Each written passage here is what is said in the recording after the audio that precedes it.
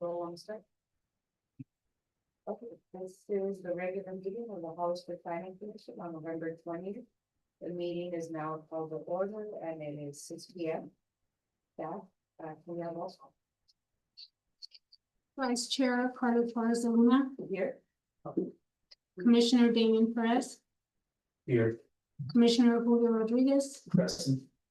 Commissioner Peter Hernandez, for the record, is absent. And for the record, Chair Stephen Malone is also absent. Thank you. Any commissions, is there someone who'd like to lead us in a pledge of allegiance?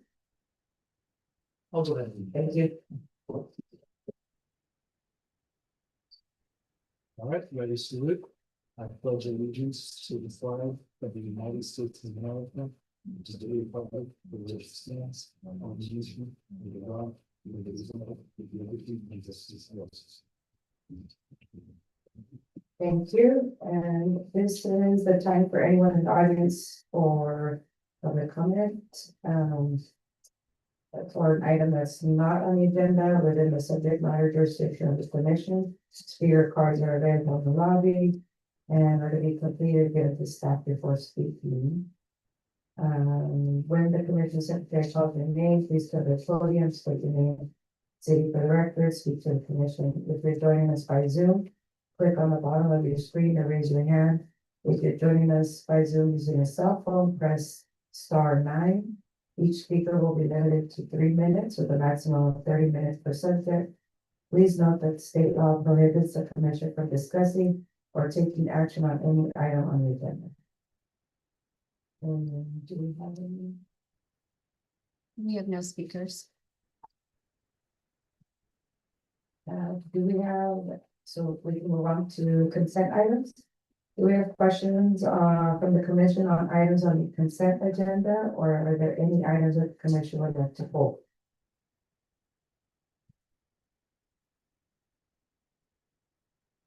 Okay.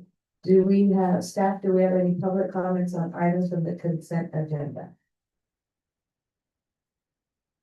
We have no speakers. Is there a motion to approve the consent agenda?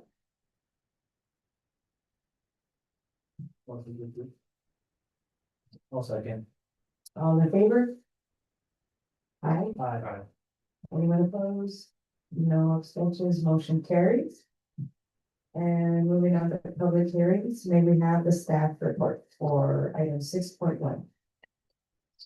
Good evening. The project before you is an amendment to tenant map 2021-5, the Prima Commons subdivision.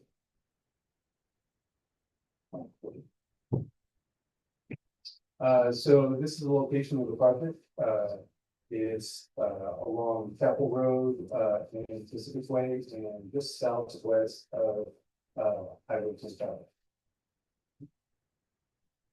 So the project location. The project is an approximate 18.24 acre vacant lot currently.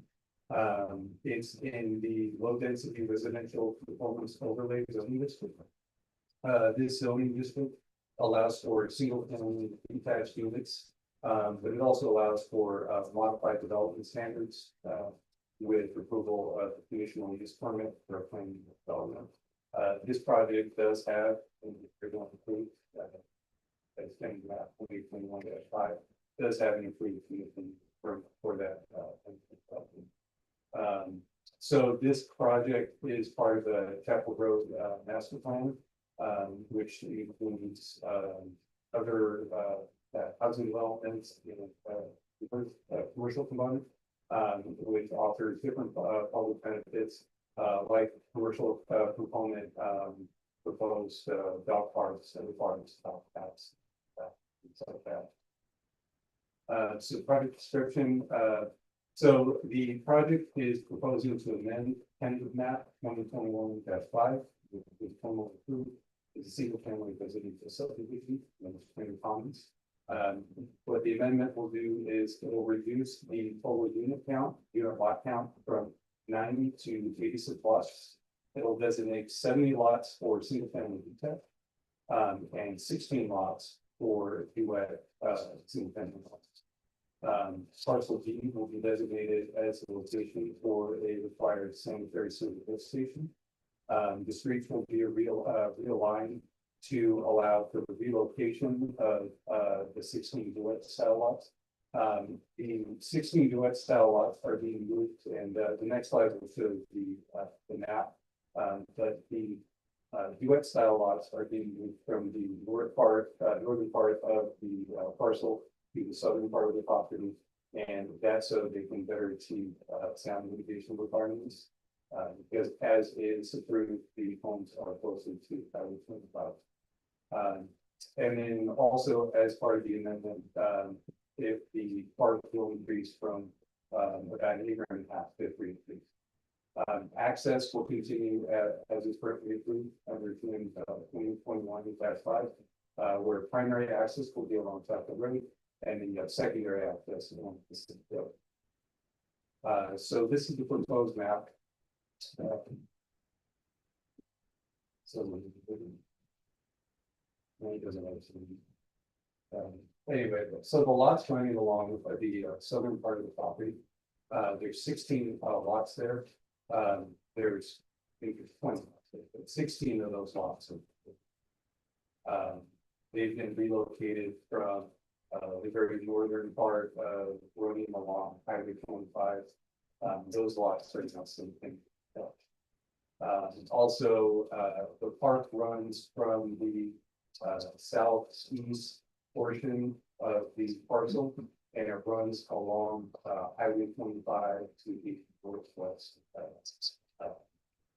Part of the parcel. The park, you can make out on the map, it's just part of the, that's the parcel. So as I mentioned, the Kevin map 2021-5, there's also two limits development, and with that it was created project specific developments. Those development standards are not changing.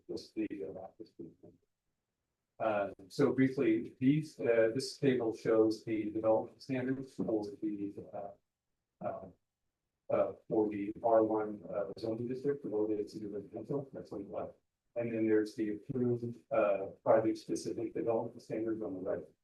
So for example, the minimum lot size will go from 5,500 square feet. Now it's 4,400 square feet, and the average lot size is about 4,500 square feet. And you can see that the development standards have been slightly from following project specific development standards. And so this is this point is specific to single family detached lots. And this table is specific to the development standards of the duet style lots. Minimum lot size is 500, and then under for these for the duet project specific development standards, the minimum lot size is 3,060 with an average lot size of 3,000. So a little bit more about that, the amendment. The project was previously approved under resolution 2022-22, that's the second now. And the project has been granted an automatic extension under 27-29. And with the new extension date, the current extension date would have been November 17th, 2025. It's since been extended to, November 17th, 2024. It's now been extended to May 15th. Also being amended along with the map are the conditions to make them project specific, be reflective of the amendments. So a couple of the conditions that are changing. This is the former condition 11 reflects the timing of construction for the duets and single family. So the building permits for the 16 duet units must be issued prior to the issuance of the building permit for the 35th single family detached unit. And occupancy must be granted for all 16 units. Ahead of occupancy, it's, steady, single family. So that condition is just being revised to reflect the, the reduced lot count. Also, condition 81, that's been revised to reflect the current, fair share cost, for, infrastructure improvements. So the project is, complies with the general plan. It's in the low density residential general plan designation, which, is intended to promote and protect single family neighborhoods while providing sites for single family, detached units. Also zero lot line, single family units and planned unit developments. As I mentioned, this project does have, a conditional use permit for a planned unit development that was approved with the edited map 2025 election. The project also is within the, required, density of 1.8 dwelling per acre. It's approximately 4.72 dwelling units per. It also complies with the health and safety, goals set forth in the health and safety element, namely, for noise reduction, because of the location, because the parcel, abuts Highway 25. There's noise requirements for this. So the applicant had, when they originally, applied, they submitted, a noise study. And that noise study outlined, mitigation measures and then also, attenuation measures that the applicant, would, put forth, for the project. And then, those, noise requirements, also complied with the health and safety element of goals. One of those requirements is that, a berm along, as opposed to a sand wall, a berm along Highway 25 would be a minimum of 10 feet tall. And then also that when the applicant applies for the site and architectural, for the duets, that they have to provide, documentation showing that, further noise attenuation will be implemented, during the design of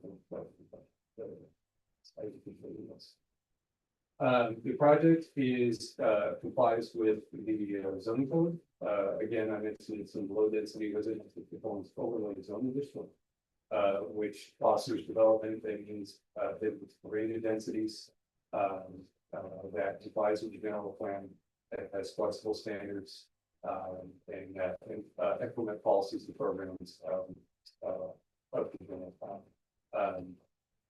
And again, this project complies with, the, zoning code, because it's got specific, it has an approved conditional use permit, finding of development that designates, specific project development incentives.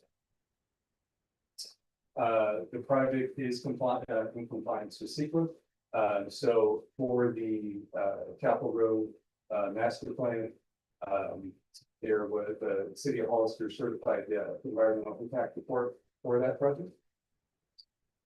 That project studied a certain number of homes, that in the map 2021-5, was included in that and still continues to meet what was studied, even with the amendments. No further study is required. Just to summarize, the project amends pending map 2021-5, which had been previously approved and adopted. And many of these amendments relocating the duet lots to the south is the noise requirements, mitigations, and mitigation. The project was proposed is consistent with a low density residential general plan designation, and is also in compliance with the R1 LPC, the low density overlays, the low density residential overlay zoning district. So you have a couple of options. You can, one, adopt the resolution approving pending the map 2021-5 amendment. Subject to the findings and conditions contained in the draft resolution. And you can adopt the resolution approving, tentative map 2021-5 amendment. With findings or conditions of approval, as modified by the commission. You can have a project, or you can continue to hearing and direct staff to provide additional information or clarification if that's needed. Staff does recommend option. Thank you. Do we have questions from the commission?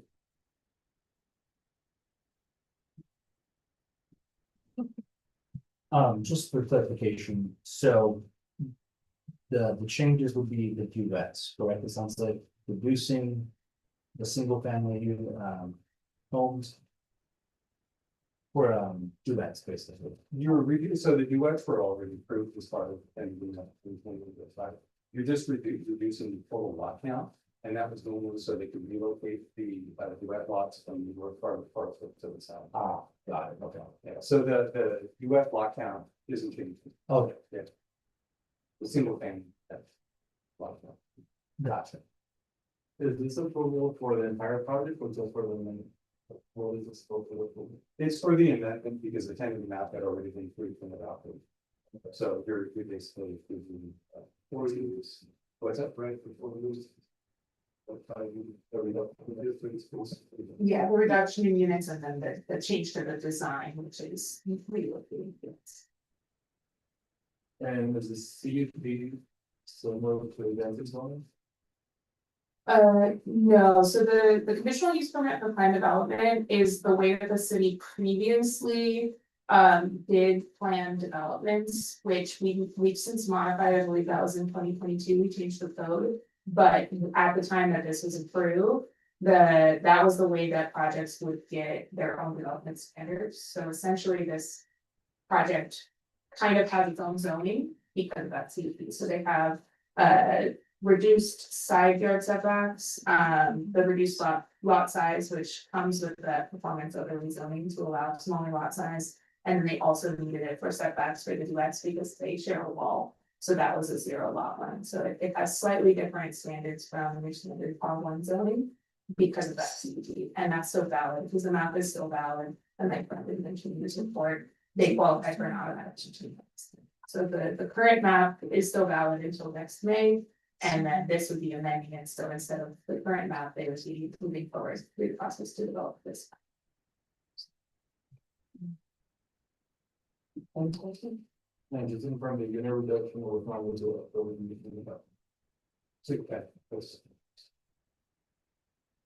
I have a question. I'm just curious why this is to reduce the noise, is to mitigate the noise, is that the purpose? Generally to better mitigate the soil place compacts.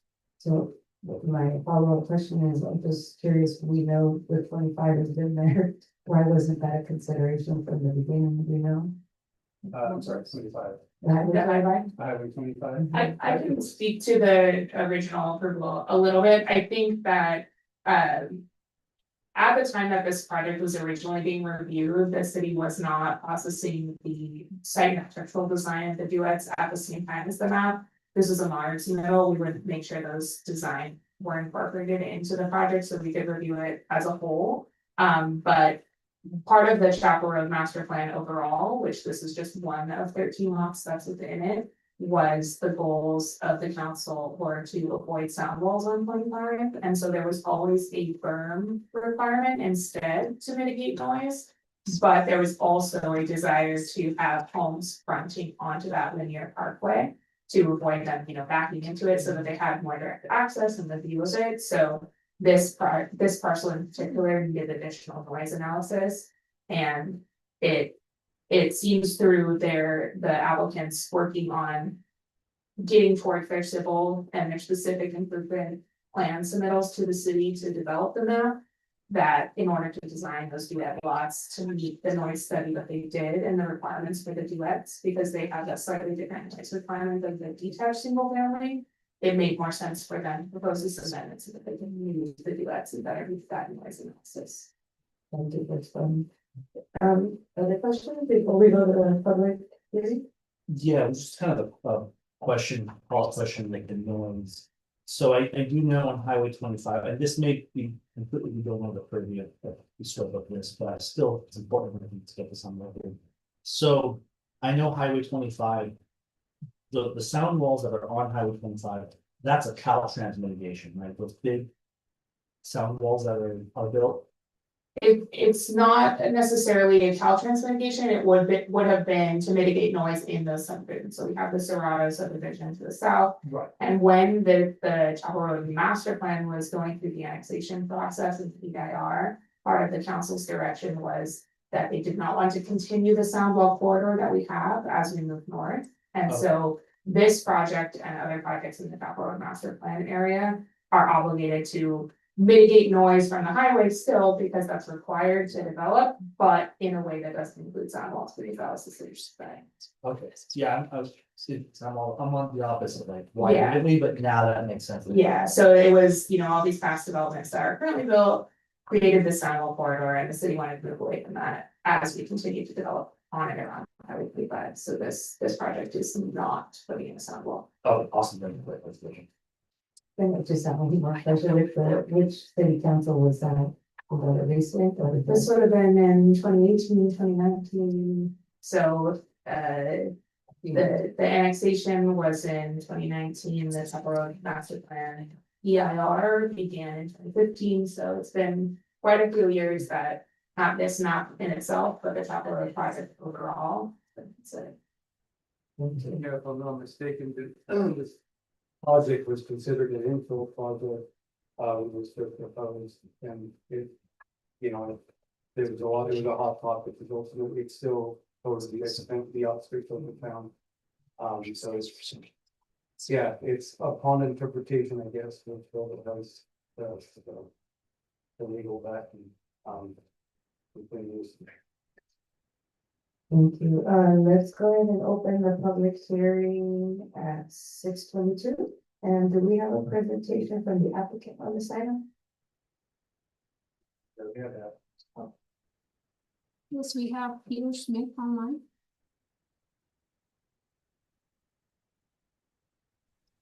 Hi, my name is Pete Smith. I am the civil engineer for the applicant.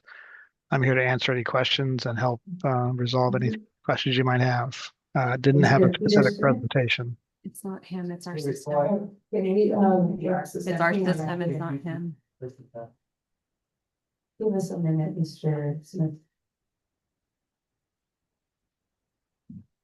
Here, this one. Yeah, it's coming out of.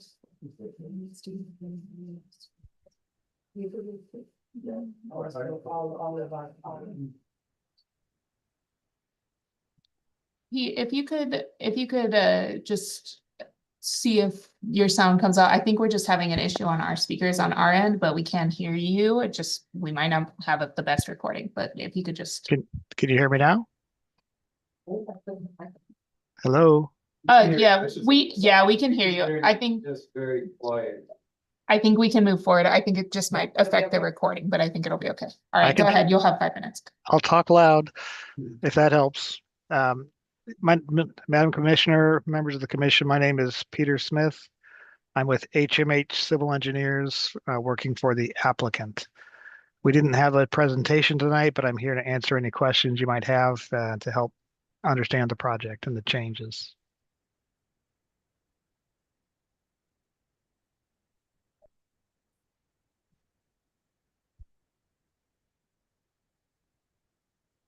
Looks like we do not have any questions. I think the only thing I noticed, which was a positive, is the, in one of the slides about the park. Yeah, parks inclusive, Parks inclusive. that and they turned out the 3 acres, so that's. Is there any other changes besides just the park increasing or? Yeah, the park increased when we rearranged the lotting to move the duets to the south side. We had a few more lots near the cul-de-sac that were kind of awkward to begin with, and It made sense to, when we cleaned up the alignments and the layout, to remove those so that it's just north of the cul-de-sac got larger, which increased the park. Thank you. No other questions from the commission? Thank you. We'll go ahead. Do we have any public comments on this item? We have no additional comments. Okay, then we will go ahead and close the public hearing at 6:25. Is there any further discussion from the commission on this item?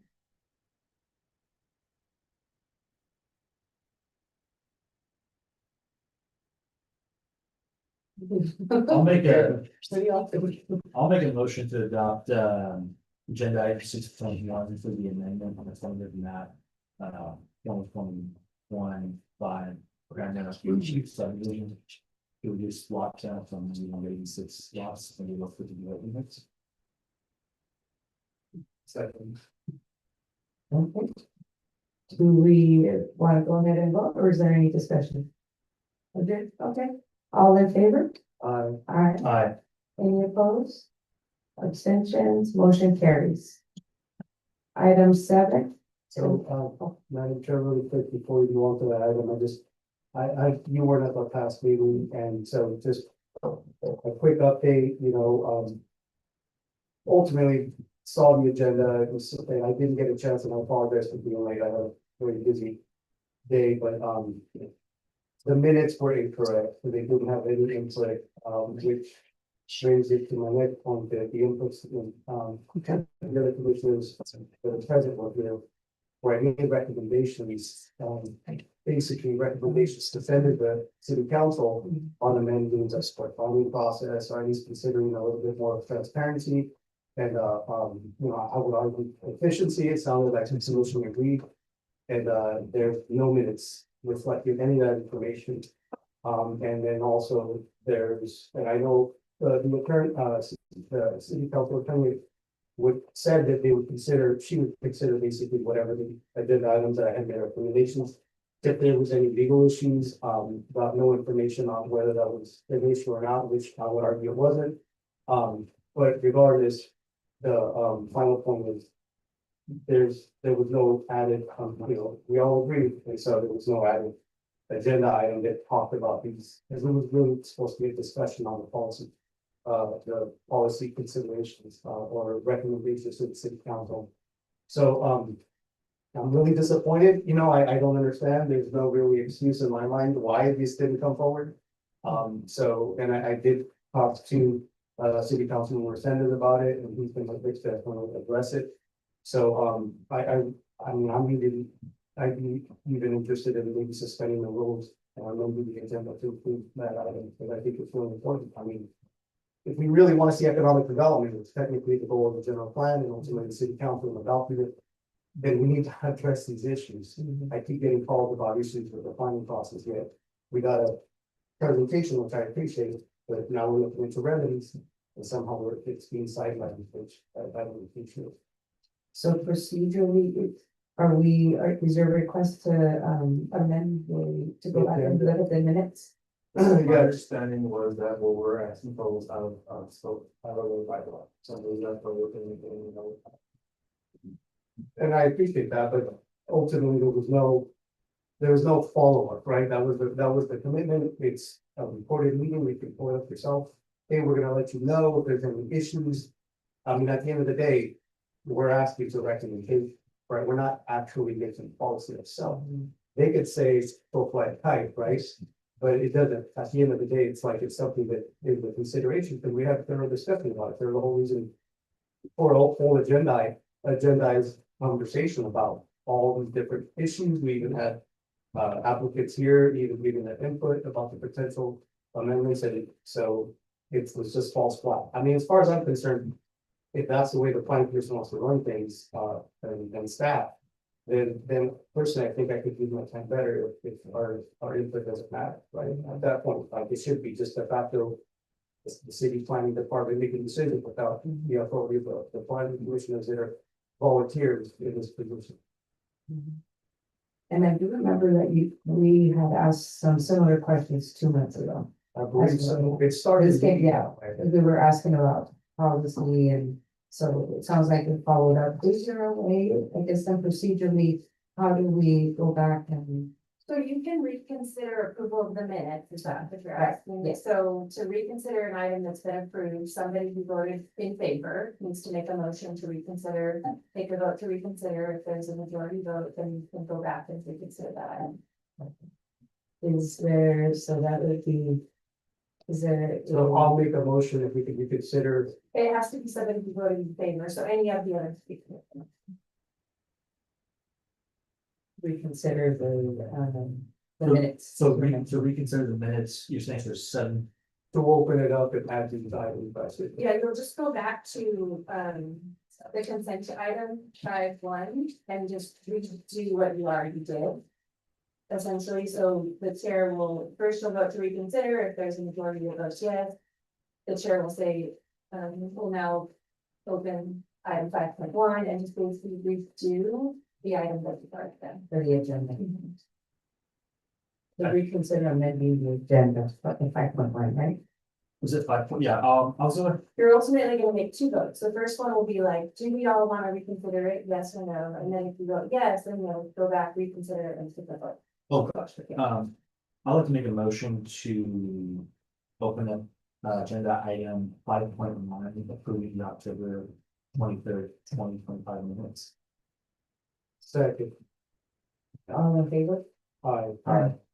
Okay, so now we go ahead and we have a discussion about the agenda. Yeah. Yeah. go back. Back- So and I'll try to be, I don't wanna hold people up, right, we all have busy lives. But these were the considerations and roughly, right, that was the whole goal is I give rough recommendations. You know, the professionals in the room can help clean it up and present them as the potential recommendations for the city council, so. In the beginning of the conversation, I remember mentioning that you know, for the sake of clarity for an applicant, right, that was partly the issue was applicants come, they apply, and there was even discussions about $1,500 required review fee. And so, and technically, it was almost like a non, there was no like, record keeping, and there definitely was any real formality to the meeting. So I had asked for like an addendum. Number one is an addendum that actually explains the rights to the applicant. And lets them know what they can expect as far as the process goes.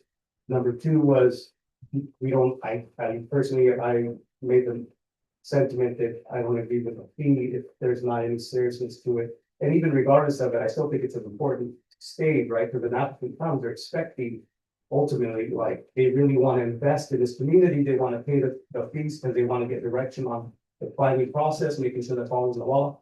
But there was no record from the city manager had mentioned that they didn't keep records. I completely disagree with that. We should know what's going on from the first time of the communications, especially when they dump money and they're already, anytime someone dumps a check, they're not just putting $1,500 on it. They're probably like buying the property, they're already securing things, so there should be a time clock from that time, and that's why there needs to be record keeping of that preliminary review, and basically, I don't think there should be a clause. Can I make a suggestion? Because really what we're talking about is inaccurate, right? And so tell me. I'm making my recommendation, so if I could finish. Well, so, but what, if the minutes need to be amended, maybe the best approach would be for staff to go back and listen to the minute again and amend the minutes. Well, so if it's okay with you, actually, if it's okay with the planning commission, I'd like to vocalize them to repeat it, so there's no ambiguity. Right? These are the items that you would like to reflect Yeah. in the minute. So, and then 3 to 5 days, I asked, and again, this is not hard and fast, but some kind of a response time, that's one of the things the applicants would basically get upset about. It's like, they take 2 weeks sometimes or a month to respond. So some kind of required response time, and then by default, especially if there's no real response, there needs to be a trigger for an early appeal process. A lot of the time, we don't even know how to understand what's the breakdown, especially when a lot of time lapses. And ultimately, I firmly believe that you trigger an early appeal process, and you know right away from the front end what's going on, because we'll get that information, right? Because we're on we're deciding at the long distance, right, by the time a lot of the issues have developed. And I would argue there should be at least a 2-week trigger, right? So it's been 2 weeks, no response, fine. Then the applicant has the right to bring it forward to that final commission. And then, one of the last things was just like an organizational flow chart, right? Something that kind of really that could include. That basically explains what is the process, who's involved, what are, who's the authority in the room when it comes to the architectural review or the design and the standard, and ultimately the legal requirements and violations of municipal code or potential if you don't follow these rules. Like all this stuff needs to be on the front end, so the applicant really knows how to scope out their project and cost and everything, right? I keep getting called it. Like I've dumped a ton of money into this, Peter, and I still don't know what's going on. Like that to me is crazy. For the sake of economic development, I think these things will actually improve most of the projects for sure. So I think we all heard the items that I think we want to be reflected in the minutes. So then with that, then we have a motion, we make a motion to approve the minutes as amended. If we get to, Yes, if we can get a motion. I'll make a motion to adopt the minutes, as we stated by Commissioner Hernandez. I have a question, Mark. So what should we expect in the minutes then? We'll probably general and the stuff, those. So when we have discussions, hopefully, like, are we expecting those people to be really in the document? I'm wondering. The folks to do. So generally, we take action minutes, we don't take verbatim minutes, but it sounds like I've written down that. That Commissioner Hernandez would like it to be reflected in the minutes, the discussion of, and I've written down 5. Recommendations, and so what staff will do is add them, so. A concern regarding a $1,500 review fee. A request to write down people's rights on, I'm not sure if that's on an application, but we can re-review the discussion. That a recommendation for a 3 to 5 day response time, a early appeal process, and that there should be an organizational flow chart. So essentially, we will amend the minutes to reflect that those recommendations were made as part or were part of the discussion. and I could type up an email forward to, to staff and, I know that there's Brown Act requirements, so ultimately that they can at least clean it up and send it to you, but it's already publicly stated, right?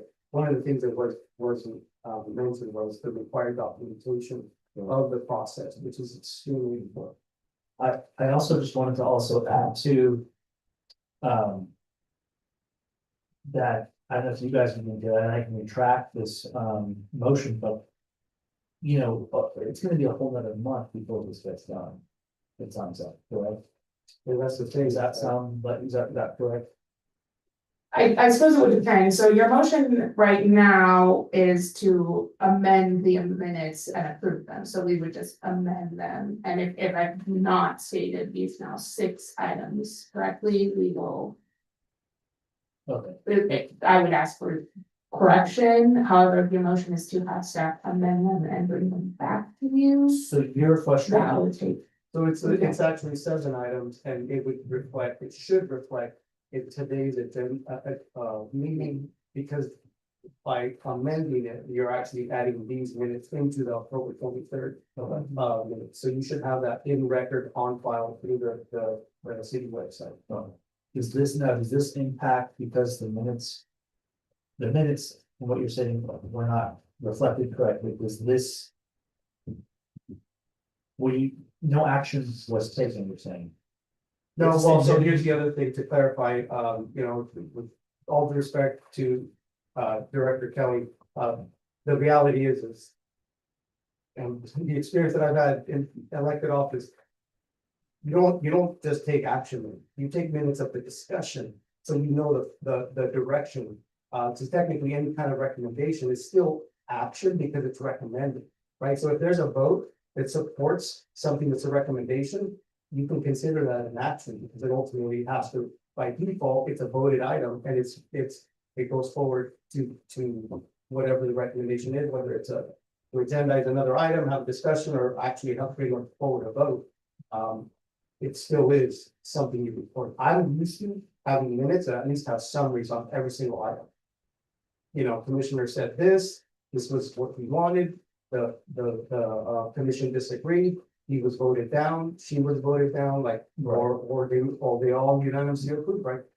So you know what that item, otherwise minutes give zero direction as far as what was the context of any meeting, and then the whatever the direction was from that meeting. You lose context completely, you know. So I appreciate that question, can Cause I think, for me, then now I wanna clarify, so first, let's amend the minutes, right, we'll do that as procedurally, but. Or maybe even before, I would like to know, were those items part of, like you're saying, an action item that you requested, like as a commissioner? Okay, and then that would be, then I think, yes, then it would be something that we would wanna know, like, where do we go from there? Is that gonna, and obviously we're gonna have to wait another month. And I mean, that's, the reality yes. is that. and that's exactly the frustration, I think, of the community is. A month, it's a long time for something, and then if we're making, and I don't think it's anybody's. Not blaming anybody, but either way, if a mistake or something didn't get reported properly. It pushes the, what can tangibly be fixed or be done for a whole nother month. And I heard a lot of frustrated citizens in the community who really felt like the process needs to be cleaned up. And just to kind of, not to belabor the point, but the economy is really rough right now, and nobody's gonna want to be opening a business. If the planning process is confusing, there's some ambiguity, and like I said, this is not a acronym, but. I'm almost in favor of, and I don't know if you guys are, favor of coming back even sooner. Than pushing it back on them, because I think the community deserves.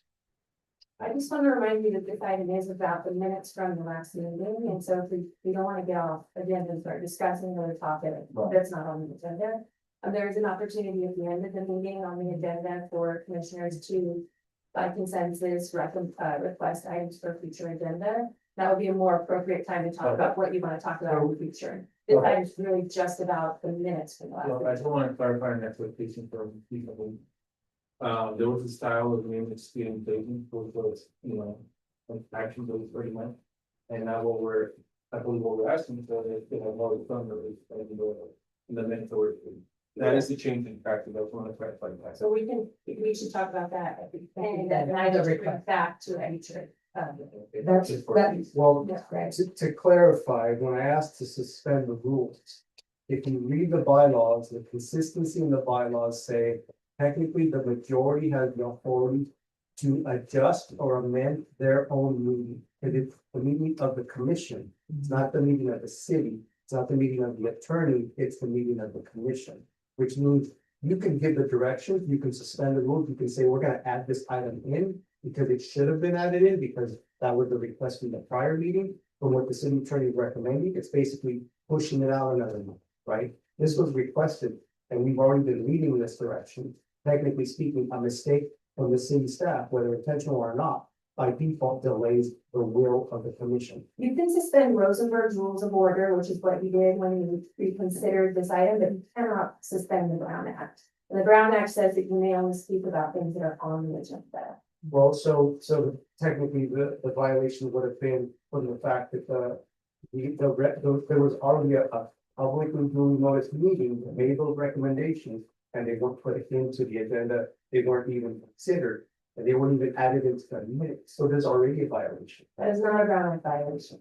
Regardless, because I get it, Brown Act is about elections, it still is a violation. When the Brown Act is about appointed officials as well, so you are subject to the Brown Act. I think your expectation for it, Meg, is what happened, not, there wasn't a violation of law or rule. But just, I would say it's at least an ethical violation, because it was an ask, and it was very, so here's the thing, City Attorney, right, all due respect. You specifically stated, I would recommend everybody to form the meeting. You said, I don't know if you can do that, Commissioner. The reality is you're, I heard, Ms. Kelly mentioned we're quasi judicial, right? So trying to restate our authority, understood. I'm not asking for a policy vote on the municipal code. What I'm asking for is a recommendation to send to the council. You said, I'm not sure if you can do that. I'll look into it, but we will get back to you. You're not feeling that sort of time. So can I did say that, and I didn't intend to prepare that myself, so maybe there was. The expectation was that it would be back at this meeting, and maybe that's not what staff. That's what I stated. That's what the commissions had. But said. again, this item is, just considering the minutes, and so there's an opportunity at the end of the meeting to, by consensus. Yeah. Recommend items for a future agenda. Which is that's what I was alluding to earlier, because I think the items you mentioned, I think we're all. I would love answers to, so in the spirit of moving forward. And acknowledging that. I think, we've gotten validation that yes, those things were stated. Yes, those are items I was want to look at. For now, procedurally, we will approve with the amendments. If we have a second, I'm not telling y'all what to do, but if we have a first and a second. And then at the end, let's all remember to bring this up as an action item. And what, I don't know if I can. Okay. And just to ensure the commission understands my intention. I really do want to increase and encourage the integrity of the commission. When things like this happen that break down the will and ultimately the momentum that the commission is trying to create in solving these issues, then by default, you're disintegrating the integrity. You have no reason to come if what you're saying has no value, right? You're disregarding. I'm not saying that's what happened, but that's definitely at least the visual. Right, the optics is there was no regard, it's not even in the minute, it's not even on the agenda. Like by default, and so, we've had almost a month, I've had zero communication, city staff never reached out. So I would imagine that would be a serious thing, but if it's not serious, then I know. So we will address it then. So first we have. We have a motion on the table, and that was, I think it was, The motion was to approve the minutes with the amendments, and then I did read out 5, and then there was 1 added. So if what I've read out is what the commission wants to put in the minutes, that's a motion on the floor, and then what will happen is staff will just revise them, they'll be approved as amended. Okay. So to clarify again, it was I could read them again, and I could read them briefly. An addenda, know your rights. Number 1, number 2, 0 fee preliminary review process.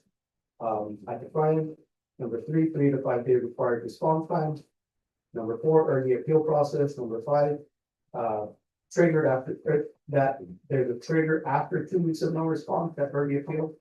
Number 6, an organizational flow chart, right, with authority who responds to what position or what portion of the process.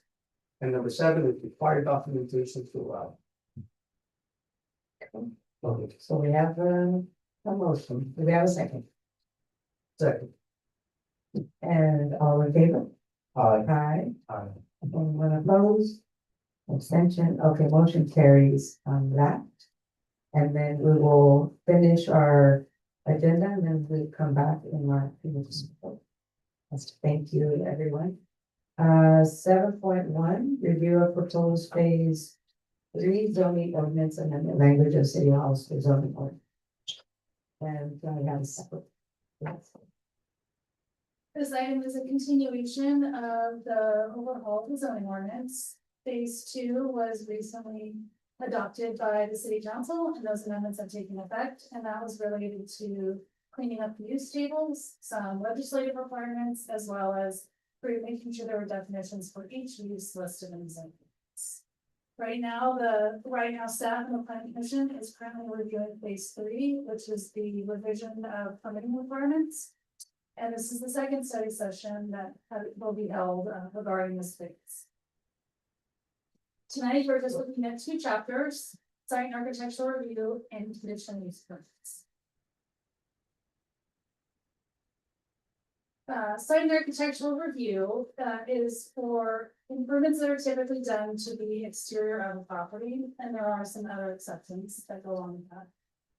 Currently, the requirements for site and architectural reviews are found in several sections of the zoning ordinance, so anyone reviewing the zoning ordinance would have to know where to look to find out if they required either an administrative permit review or a site and architectural review. Right now, the way the code works is that it splits exterior improvements into 3 different permit types. So there is administrative permit review over the counter, and those are for very minor items, and there is no noticing of those improvements. Then there's administrative permit review, which the city currently uses as both a permit for a minor conditional use permit as well as a minor improvement to the exterior of the building, so it gets a little confusing for all involved. And again, even with administrative permit reviews, it's both in that section of the code as well as the requirements for permits are scattered throughout.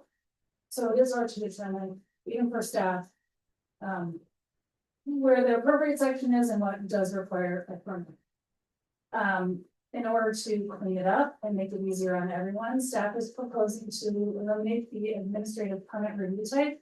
And then all exterior improvements would be within the S&A section, and then all uses that are considered a conditional use permit would be in the conditional use permit section, so they're clearly, can be clearly found. With the changes to the site and architectural review chapter, the current administrative permit review over the counter would change to administrative site and architectural review. And the way the new site and architectural review chapter has been designed is it lists everything that requires a permit under that permit type. So for administrative site and architectural reviews, these are considered very minor projects, but which the city needs to verify and review to make sure that they do meet the code, so that someone doesn't do a costly improvement and they have objection to the city, and then they have to. So these are typically reviewed in under 5 days. Most are done over the counter, if not the same day, but we do these very quick. Some of the examples for things that would qualify for over the counter are the removal or addition of up to 2 doors and windows, murals painted on a building. That's a mural, that's a art project, not a sign. That would be a different project. And then minor accessory structures. So those would all be wrapped into that very quick review where we're just checking some minimal things, and then we'll go through it quickly. And there's no noticing, so it does take effect quickly. Minor site architectural review is what is currently listed in the zoning ordinance as administrative permit review. So these types of projects are considered to be a little bit more intensive in what they're proposing. And what the process for that is, of course, they're gonna apply. We do have our checklist online that lists everything that you need to submit for any project. And we do route it to our development review committee. So everyone within the DRC will look at the project and either will comment on it or provide conditions. So some of the examples that you can see up there, we have conversion to another use. Conversion to another use, building might review it and say, I reviewed the plans, I have these concerns, or I review the plans and I have these conditions included. Same with fire might say, I reviewed the plans, you have to have fire certificates, or whatever the case may be during. These do require noticing, so once they are complete, we do notice it, so everyone within the feet of the project gets notified of the upcoming project, and they're invited to discuss it with staff if they chose to, and then it is approved at staff level. And any of these decisions can be affected. One thing that staff is recommending is that housing developments with up to 10 units now be staff level review. That falls in line with the state seeking to streamline residential developments within the city, and 10 units is a lower number. We do see conversions and other minor projects, so they do have more than what is allowed right now. It requires planning commission review, even if there was 3 units, and that's a longer process and not that process. And then we would have major site architectural review, which is the same as our site architectural review now. These are projects that have the potential to create citywide impacts or impacts on the neighborhood, and it's appropriate to review them during public hearing. I know it's public hearing, so everyone has an opportunity to speak. Again, it's processed the same way that we would process the minor site architecture review, where we do route it to the city's DRC and their comments provided. And then, once complete, we schedule it for planning commission. Examples of these types of projects are major facade remodels, so that would be Heritage Plaza, which is undergoing a massive overhaul that changed the entire look of that shopping center. That one before the planning commission. And the drive-throughs can tend to have significant impacts depending on the layout and traffic. And then, of course, new structures. So any new commercial building, industrial building, a housing development with 11 or more units will come with it. And then along with these changes, conditional use permits, we do have an existing chapter for conditional use permits, but as I mentioned, we would like to shift it so that there are now minor and major conditional use permits. Minor conditional use permits will be the same as what we require for administrative permit reviews right now. And if you recall, in use tables, we list what requires an APR, and those are uses, and then what requires a CUP, and then those are uses in the planning commission. So what we are proposing is that then the use tables get modified again, and the APR comes off, and it becomes a minor conditional use permit, which is really the appropriate use type.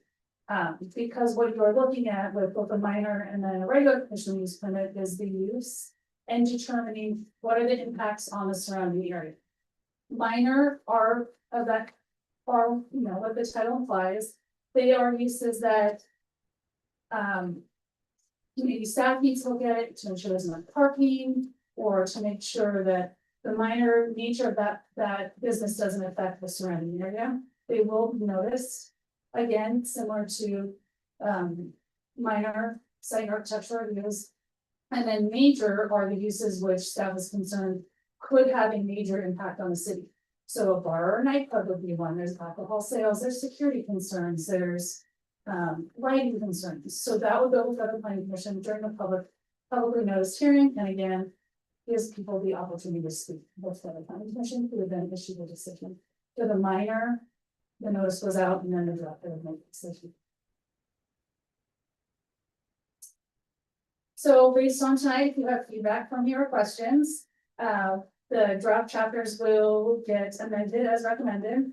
We continue to move along, and phase 3 is underway, and so we have a few more study sessions. And then once we are all complete, they'll be wrapped together in one public hearing to then move on towards the city council. And after that, phase 4, which is the biggest portion of our overhaul, will begin. Thank you. Do we have questions from the commission? We'll deal with that, we'll do this over about. The biggest overhaul is the rest of the zone. So landscaping, parking, So the phases are just a different portion of the code. yeah, so what we did, because to overhaul an entire zoning ordinance at one time is a lot of work. And we have the general plan going on at the same time, as well as the housing element. We've broken it up into bite-sized pieces so that we can clean up the code as we move along, so that we're not waiting 2, 3, 4 years down the road. We know the code is problematic. There are inconsistencies within it, which we've discussed. It is not user-friendly whatsoever. It is very hard to read. There are things we need to do to make it more usable for both staff and the public, because not everyone does want to call staff and ask a question. Sometimes they do just want to look it up online. And so we want to make sure that they can understand what the laws of the city are. So that's our overall goal. And as we do pieces, it's to make sure to get the zoning ordinance in line with being more customer service friendly, and tighten up some of these permit requirements, so it's not so confusing, and really moving in a direction to help everyone out. With this phase and the permitting requirements, that will definitely help out staff as well as the public. And then with the next sections, it is the biggest section because we're talking, again, landscape, parking, that will take quite a bit.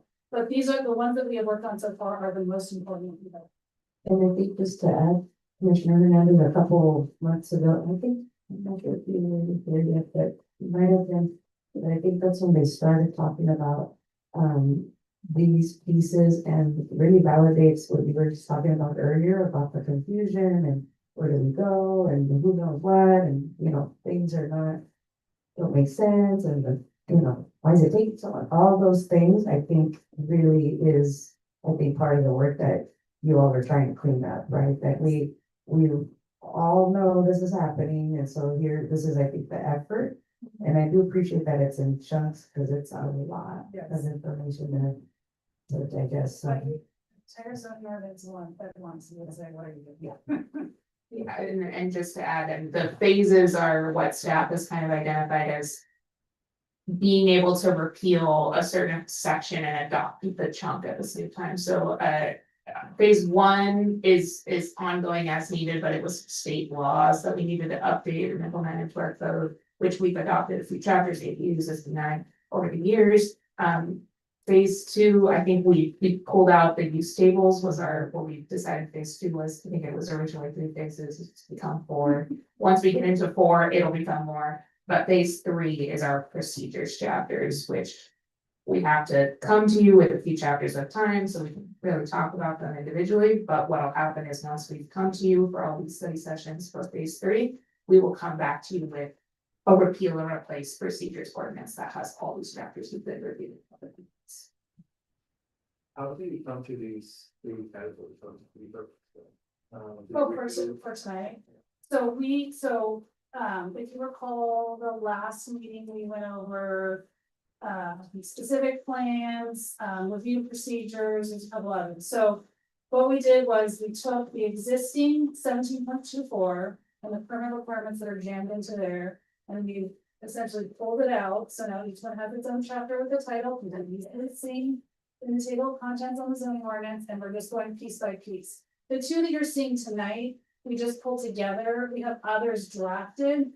The 2 that we pulled tonight are essentially the ones that we will use the most. And so it requires, we wanted an in-depth review of these 2 that are really the permitting chapters, what requires a permit for the city, so you can see that. And because it is such a change going from, even though it's just it's just really a title, but we're going from administrative permit reviews, which are now function as a conditional use permit or an exterior improvement, and we're changing it to just site and architectural review.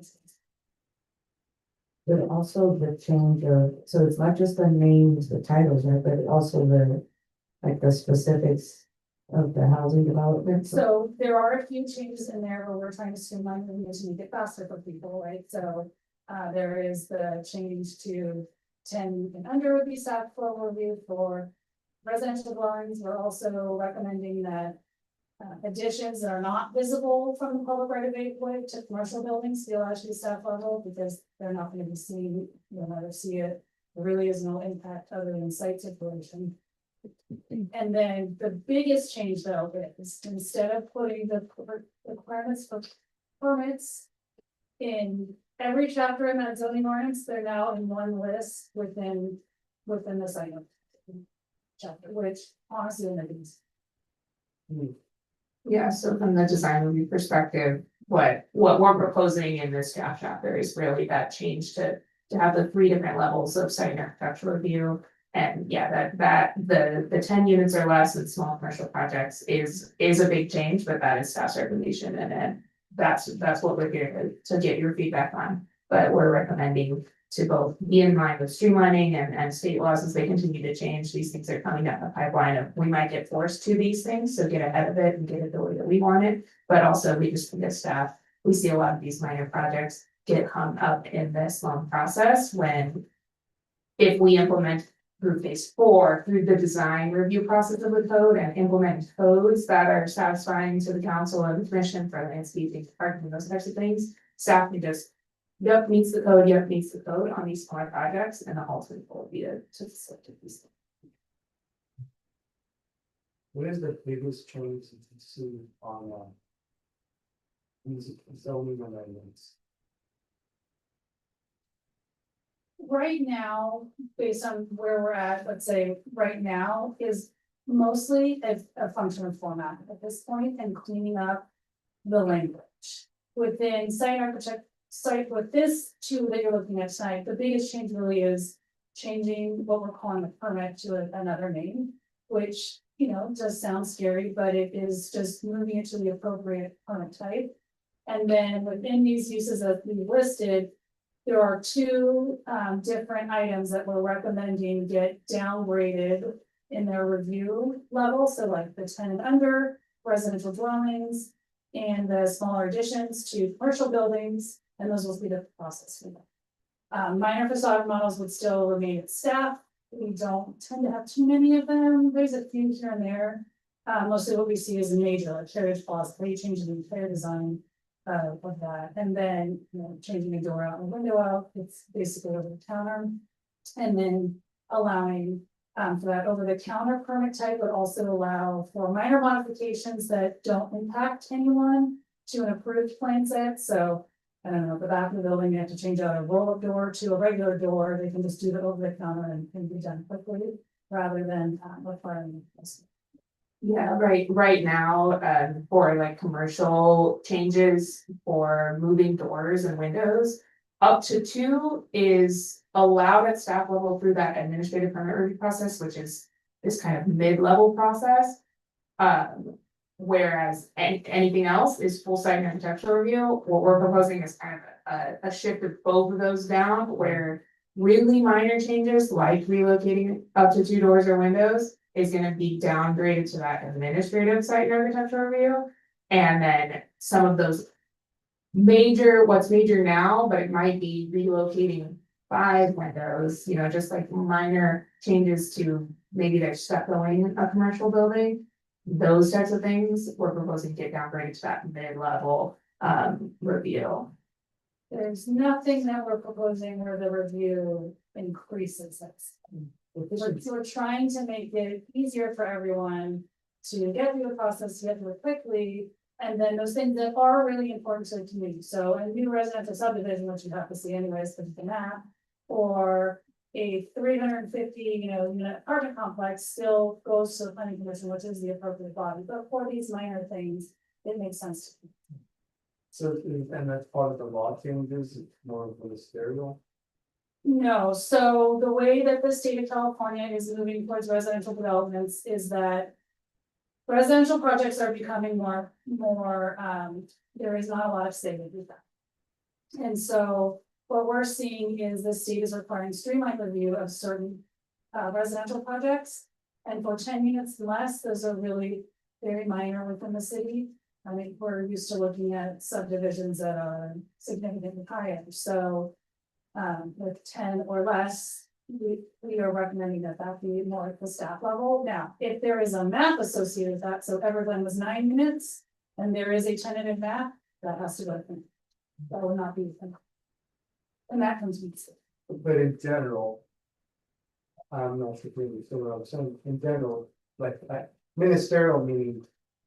We can't technically vote on it because state law dictates, and therefore it trumps any voice that we have. Yeah. So in essence, we have less and less,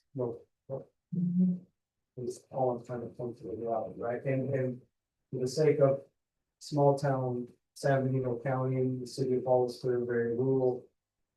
We already lose a lot of voice, right? Representatively, and if you think about the reality of what that means with the loss of input when it comes to the housing element and the general fund, and that by default have no choice if urbanization becomes a de facto, you're enforcement to. And that, itself, I would use the phone, that most community members don't know about. I would like to see, housing developments up to 10 units, so it sounds like it's like. How long, what's the turnaround time for something like that? Does that sound like? So any residential development. Okay. So it's tentative map, an apartment complex, it doesn't matter, any residential development. The state requires city staff to review the application. And to provide comments within 30 days. If we do not, the application is deemed complete and it moves forward. I would like to also kind of set those same state standards to also something feasible, of course, for commercial. So we actually do, as just a matter of rule, we follow the 30 days. Awesome. Yeah, we follow 30 days on everything. It's easier for not only the planning staff, it's easier for our development review committee to know that they're getting a 2-week review that makes into planning. So just for every application that planning is processing, we're following a 30-day review period on a completeness schedule, commercial or residential. It's easier than tracking to it. Yes, it's just easier to follow the 30 days, and as a real practice, we follow that and then not all cities do. You know, for example, I have an application in right now, it came in, it got assigned. To me within a couple of days, and it got routed for a 2-week review, because that allows, and because there was a little party on their comments. And then I have to put them all together in one clear and concise letter, and then it gets to them, and we almost always exceed that 30 days, because the one thing you don't want to do as a planner is to miss that 30-day window, because then, especially for residential projects, it's now complete, there's nothing you can say. Well, I mean, at the end of the day, even if you did say something for housing development. You do say something, what's the next remedy at that point? so for like a housing development, let's say they submitted a map and there's no utility plans in there, and so we're not sure, are the lines working, how do the streets work, how does this work together?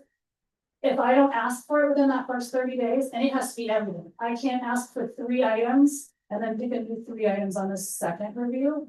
And so as planners, it's just easier to follow those rules for every project. Because it allows for consistency, and you're not constantly thinking, well, what is this project, what is it, what I have to tell them, and also for customer service.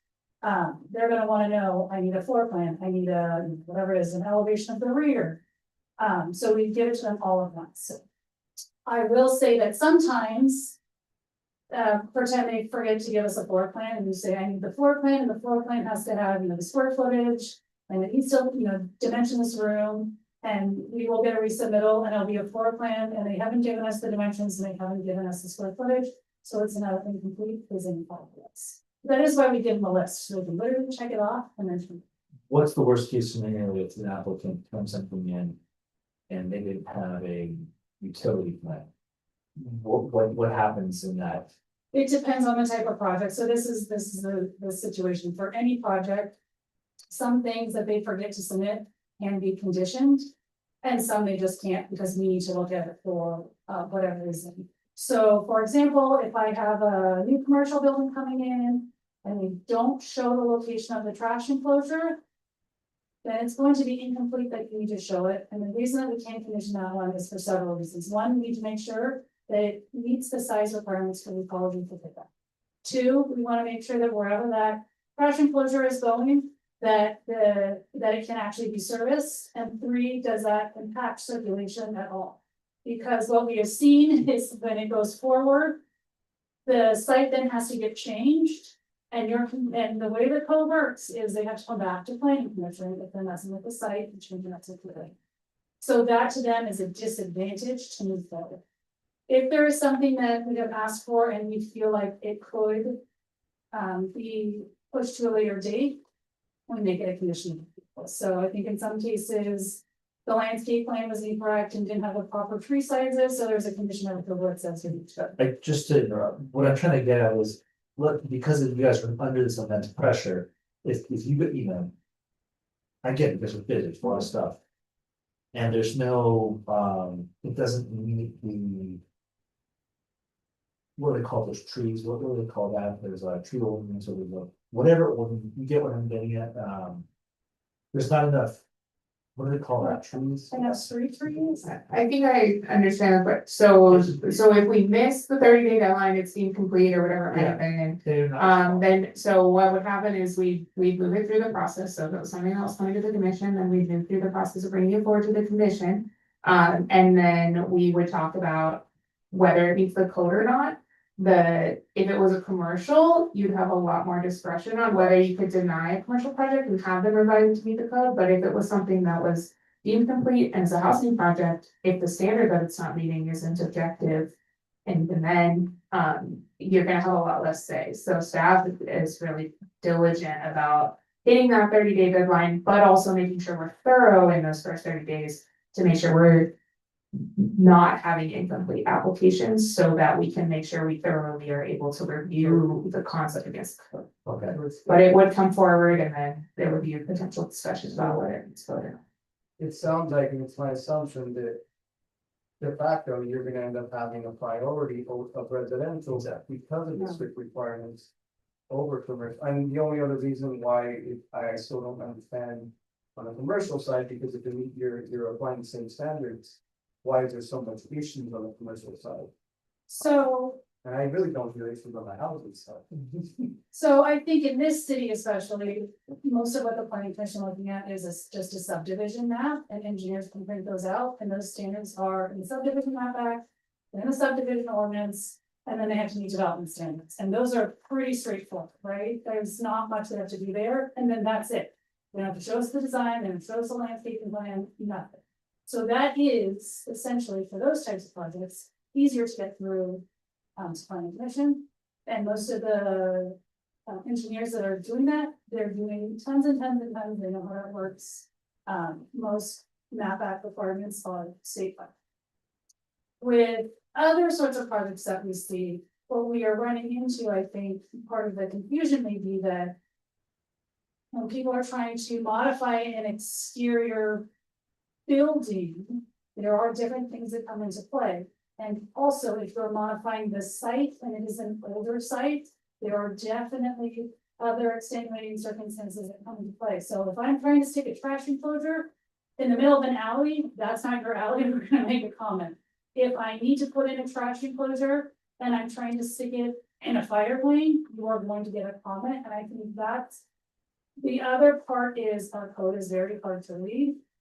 And that's what we're trying to fix to make it easier for everyone. Most commercial projects that I have had, with the exception of Heritage Plaza, that did take a while to move through very quickly. Heritage Plaza took quite a while because there was two problems. One, the applicant wasn't responsive and it took the designer a while to modify the plans. And two, they could not figure out where to place the trash enclosure, and that helped them.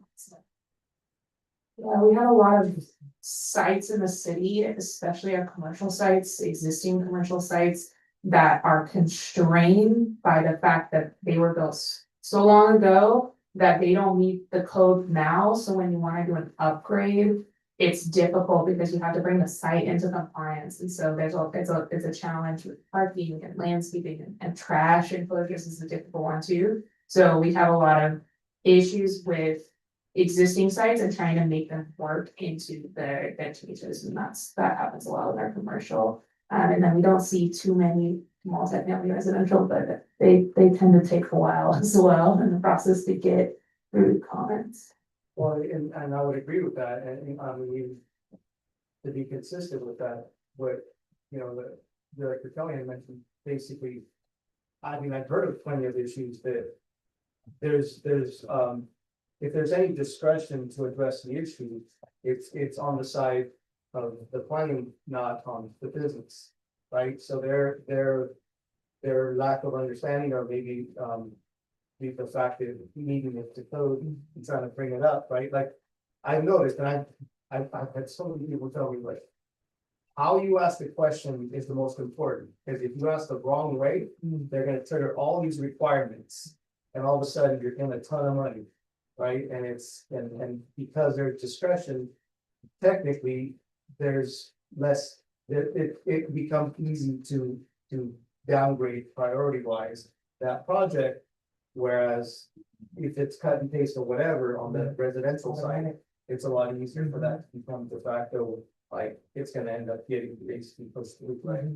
Maybe because it's easier to comply, whatever that means, it just sounds like there really is no strong support on the commercial end, right? Because the front end of it, and I mean, I'm just stating specifically, and I'm seeing my head disagree with me. I'm stating, there's so many different circumstances where I've gotten calls on scenarios where literally it's like, I'm trying to reach out and I'm getting no response, or they're saying that I abandoned the project, and here's my email. How did I abandon it? I'm responding, and so there's all these just nuanced issues. It's just hard to not imagine, right? Unless all these people are liars that are calling you. And without a specific example, it's hard to say, because, in the planning process, it's not just planning, right? Engineering's involved, fire's involved, quality's involved. Building. I mean, I think the best example is the one that we ended up basically troubleshooting ultimately on the dais right here. Where that feedlot, right, came forward, and we had to ask a ton of questions, and we dug in. And all we asked was, oh, so you actually, as long as you don't change the ground and the material, then as long as you leave it undisturbed, and if there's any grading that's the same material, then there's no violation. And the engineer said, no, there's no violation. Okay, so if we amended it to include, do not change the material, then it'll pass. Yes, it'll pass. Okay, awesome. And we voted and we agreed and project moved forward. So we had the troubleshoot. Right. It's just all that issue. I do That's wanna not get a us, planning issue, so the hard thing I think that is hard to understand with planning review is that. We do involve all the departments, because what we don't wanna have happen is you come through a beautiful commercial building, you planning commission, and you approve it. And then it goes to engineering for grading and improvement plans, and they say absolutely not redesign. Nobody wants to go through that, that is a very expensive mistake. So we involve departments because. Different departments are looking at different things. Fire is looking from a life safety standpoint, engineering is looking at. Their requirements, so such as that project, and then planning is looking at what does the zoning ordinance say. So if the zoning ordinance says. I don't know, it has to be 10 feet from the property line, it has to be 10 feet from the property. If the zoning ordinance says you will have a tree every 30 feet on center, you have to have a tree every 30 feet on center. And so that is what planning sticks to, we are sticking to the code. And with commercial, there's a little bit of leeway with design, but. We usually take it to you for your opinion. But other departments have their own things that they're.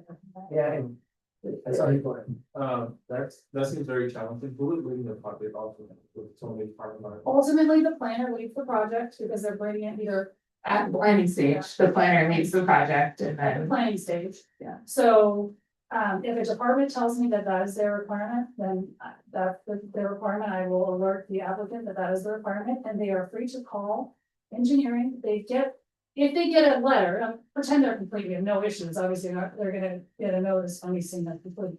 But if they get a letter from staff, that letter says, these are the comments that we received, and I'm listing them out for you, and these are the departments that made that comment. And then you can contact them, and that department may then later call me and say, I removed said comment. And I'll, make a note of it, and said comment is removed, and that's how that process works. and sometimes they say, take it to the commission and recommend denial because of the parking, and then we bring it to you. So, yeah. I mean, it's on a full separate conversation, there literally was. I'm pretty positive, Director Kelly had mentioned literally that. Technically speaking, it's almost like Secret Santa, because the left, the one hand doesn't talk to the other hand. Like if you had what code enforcement having an issue, there's fine. And they're like, I'm doing what the plan is telling me, I'm actually following the rules, but I'm getting fined and now I have $3,000 in fine. And they're like, well, that's not our department, so it's your problem kind of thing. And it's like at a certain point, like it just comes to a head, right?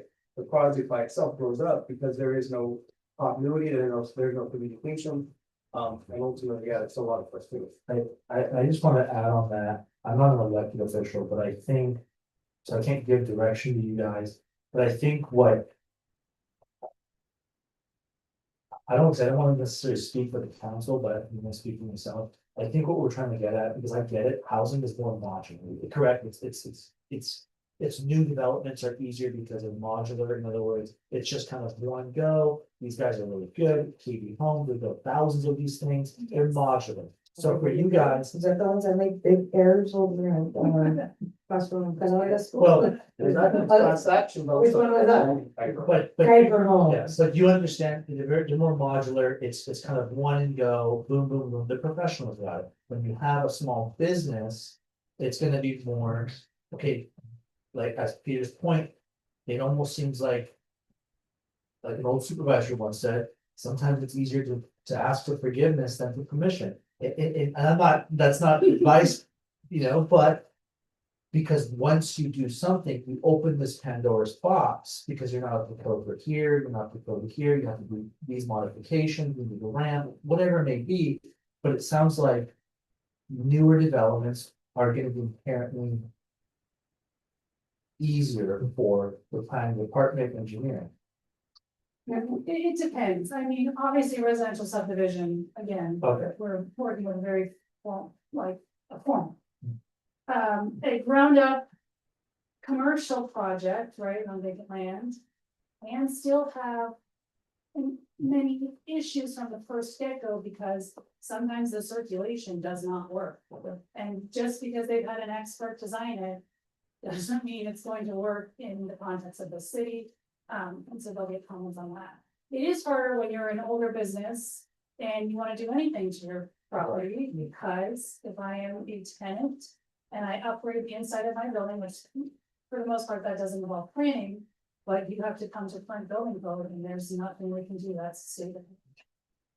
And I think, just to carry on, like I say, I can't speak for.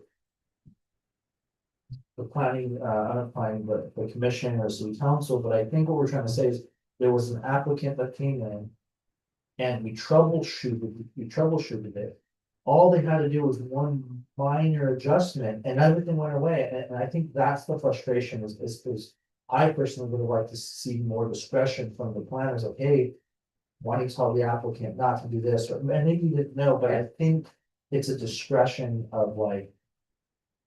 Somebody could get hooked up on one minor thing, and that's the frustration I think that I personally think is.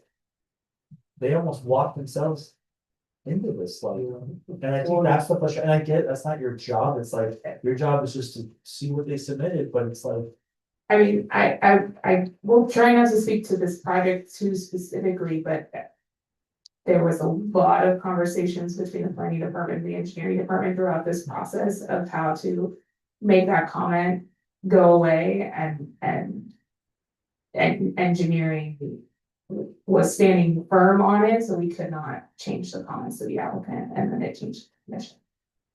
So I do understand your frustration. I think part of where we're trying to go with what's within our zoning code and within the planning department's ability to reflect changes is to work on these procedures. And then ultimately, as we get into phase 4 and really are talking about design and talking about zoning regulations to make amendments, the whole code, like Erica said, needs to be repealed and replaced with a modern code, because we do have outdated standards.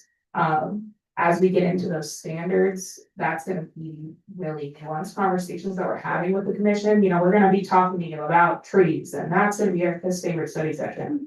Because she's really into landscaping, but what our ultimate goal, and this is a long project, it is a phased project, we're gonna be having study sessions talking about one chapter at a time, 2 chapters at a time for a while with you guys. But the ultimate goal is we need as a city to have these updated standards so that staff can apply them. Now, is it gonna solve all our problems? No, because we have Title 16 and we have Title 15 and we have building codes and these types of things that also are impacting projects as they come through. But where we have power as the planning department, the planning division, and the planning commission is to fix our zoning issues and talk about what requires planning permits, what conditions we can put on projects to make them, you know, if we have a standard set of conditions from a planning perspective, then we don't have to talk about whether or not they'll meet those things, right? So that's where we're trying to go with these zoning upgrades, with these study sessions, fixing our planning procedures, working on our planning permits, downgrading them, and then ultimately, as we get into phase 4, which hopefully will kick off more so after the general plan's adopted, because then we can work on zoning that meets in the general plan policy, right? Because if right now the general plan says one thing in regard to landscaping, and then in the future, the general plan says something else, then we gotta go to anything. So design requirements, zoning requirements, that's at phase 4, that's gonna follow once we have general plan policy that implement with new code. But I think that we do hear you, we do hear applicants. Internally, we are working on better communication with our fellow departments and our fellow agencies, but where planning has purview is kind of at the planning stage, and our job is to kind of say, what are your requirements? What are your requirements? What are your requirements? And try to package those things together. It's harder for us, though we do try to facilitate, you know, conflict. It's harder for us to say, you can't have that requirement in change department. You can't have that requirement fire department, because that's why they have their purview and their requirements as well, right? We kind of have to mesh those into our permits. And the budget is denied in the sense of this ministry. They don't have to pay the first, so if we talk to the, for the, we don't have to. The project is brought, like a site architectural review. If we get to a point where, which we start on the applicant, we can't make a recommendation for approval, it will still come to the commission. It would be, the only thing that would be an appeal where there's an additional fee for processing an appeal is if, let's say it was a staff level decision. In this example, minor SNA, right, in our new code policy, a minor SNA is approved or is denied. Then someone can appeal that to the commission, that's processing the appeal application, but for a major site and architecture review, that would still be before the commission, so whatever the recommendation might be, that's not a fee. The decision is still at the commission, whether it's a recommendation for approval or denial or disconsideration. And by staffing, that is the claim. It would be the community development director or for. Probably the lesser of major and minor, or minor and administrative, it would be staff level, yes, the designated, but ultimately it would come under the community development directors. As the neighbors are being done, because in past, this item that from in front of us, I see all the attachments of the notification. The multiple requests to move a certain individual with certain funds. And then to the right to hold and strong.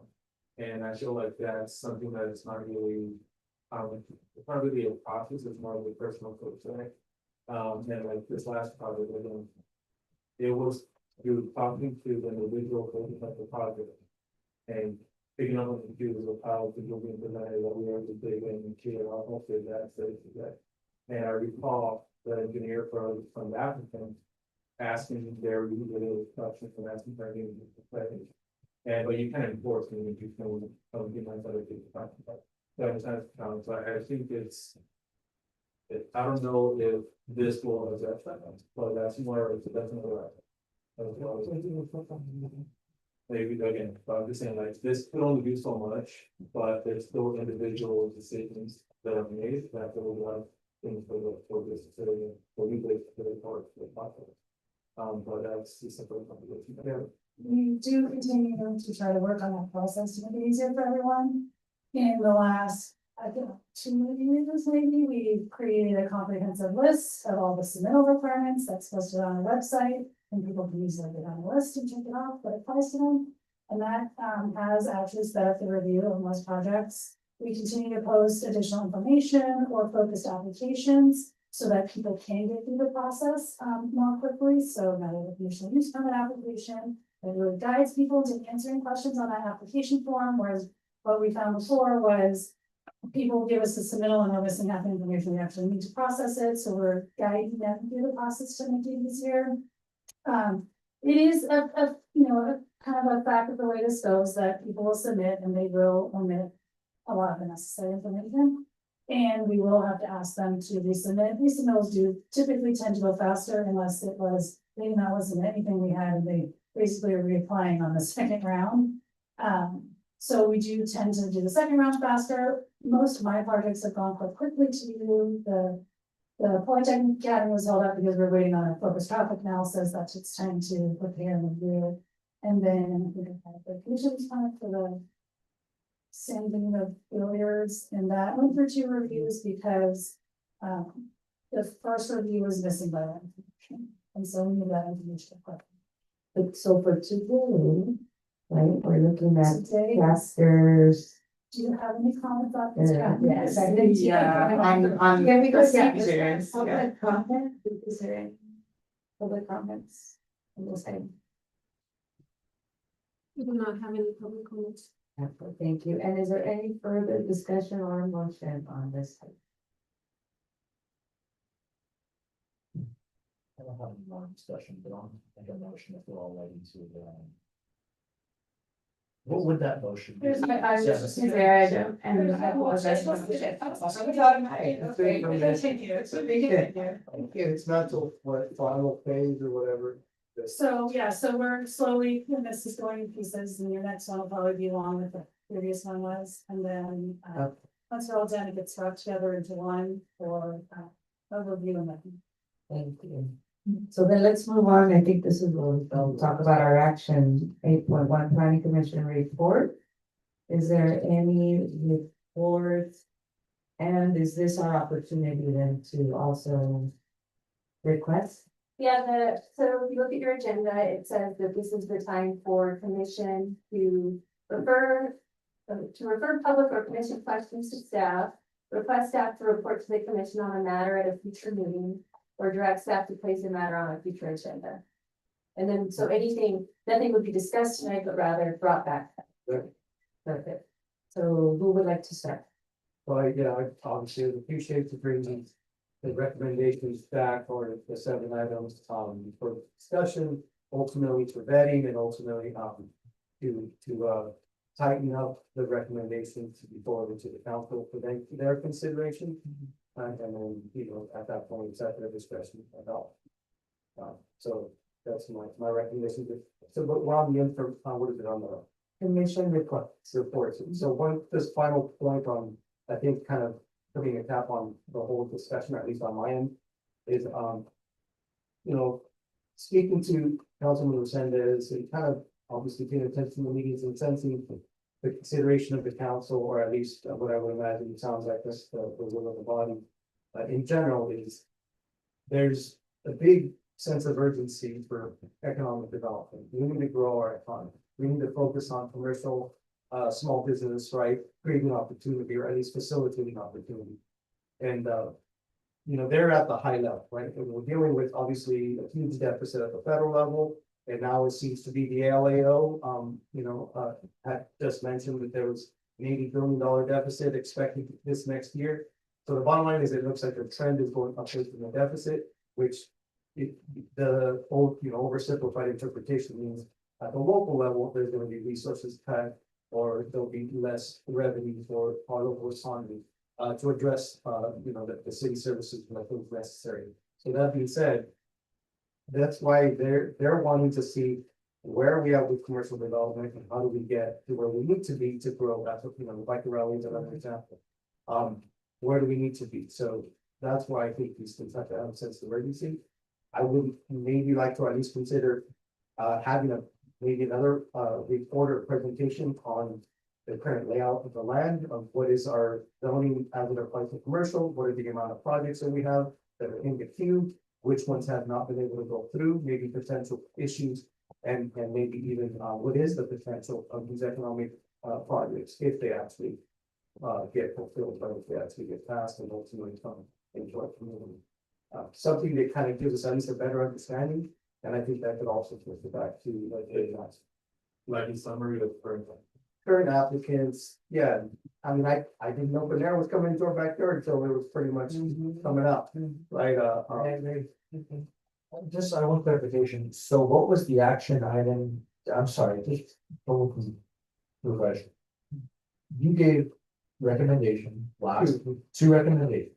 So the first one was the 7 items. Correct. For the review process.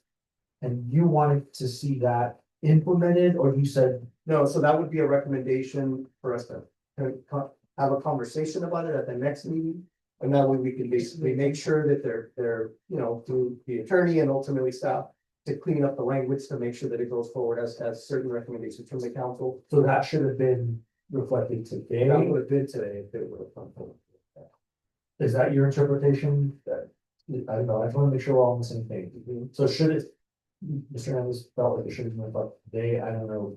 Did you guys get that interpretation? I just want to make sure. Well, I understand the reflection today. I think where staff was at the last meeting, and we will reflect it in the minutes that was the reflection, but where staff was at the meeting and where I think we'll have to continue to be at is that as far as discussions of the body of the planning commission, we can only have a discussion about things that are within the purview of the planning commission. But what we can do is provide an additional memo to the memo that was provided.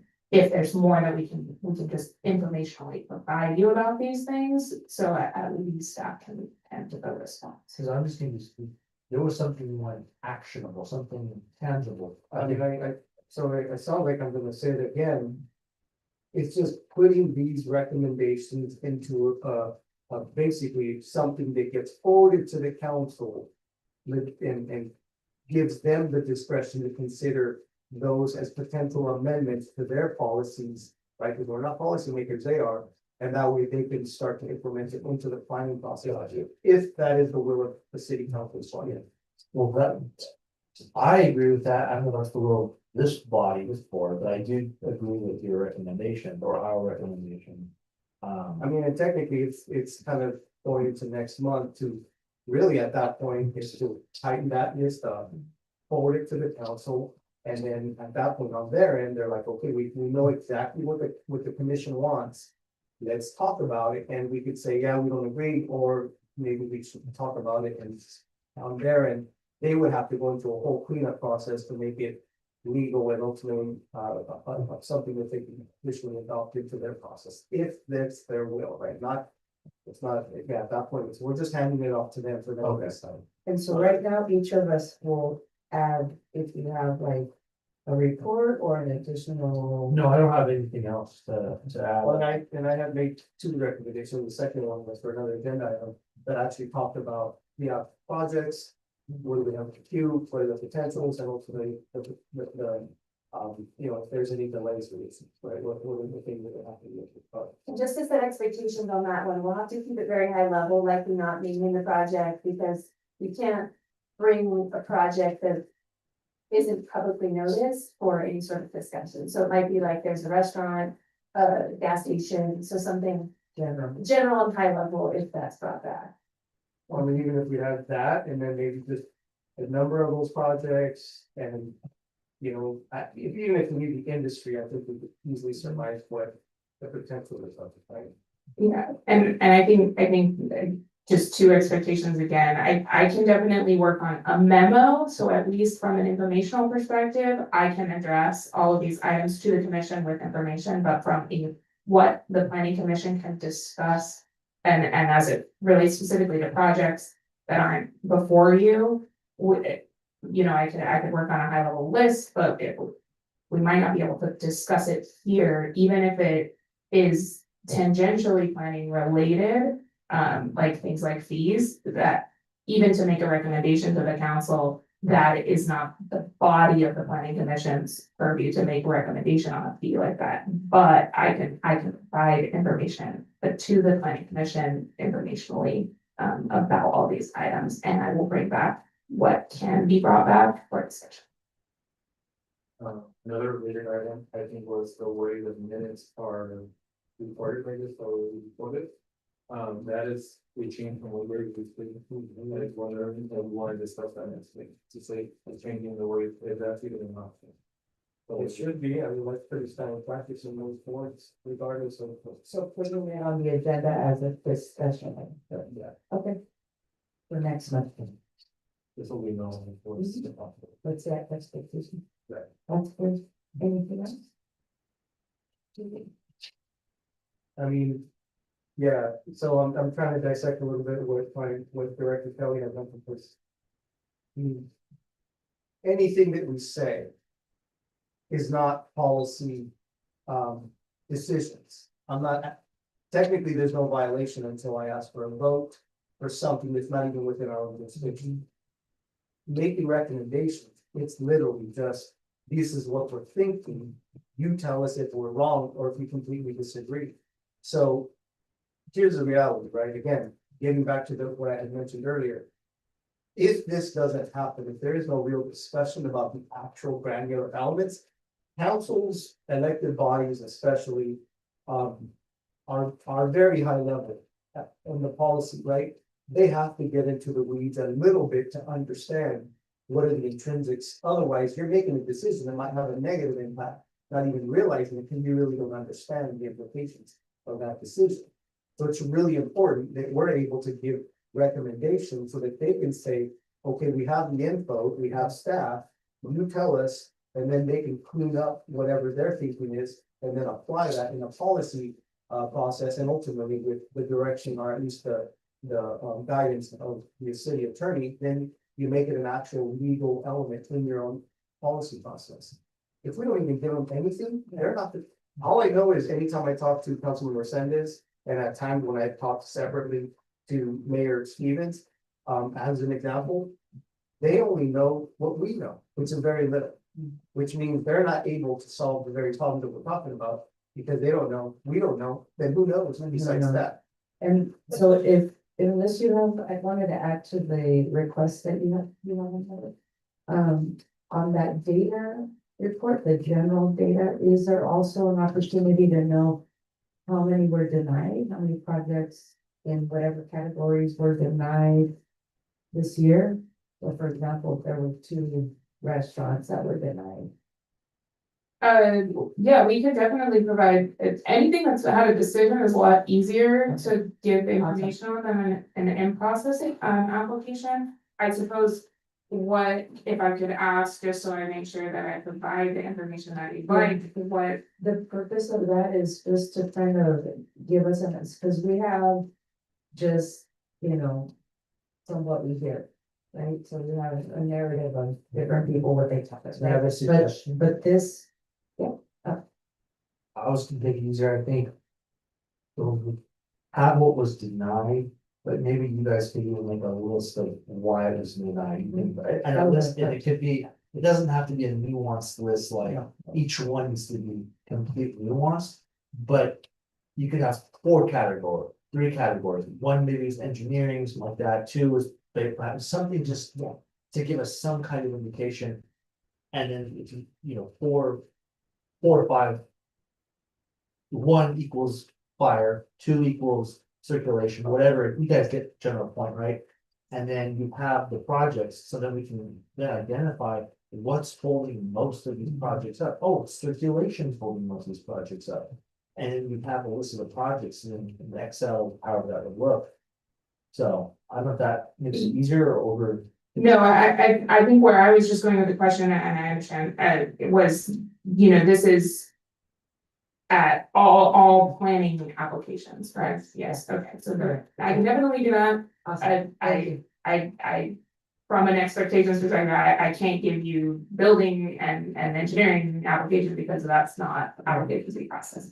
But I can tell you that there's probably incredibly few that's gonna be easy to handle. And then for me, a follow-up with this discussion we had is also, are we gonna be reviewing in any of these chapters, not just an appeal process, but a complaint process of, for example, if there's a specific department that's not getting back to somebody, right? Or if there's a specific entity or person, I think with any business, government, what have you, there's always a complaint process, right? And so I think when people only change when they're held accountable, right? If you just, turn around and, oh, no big deal.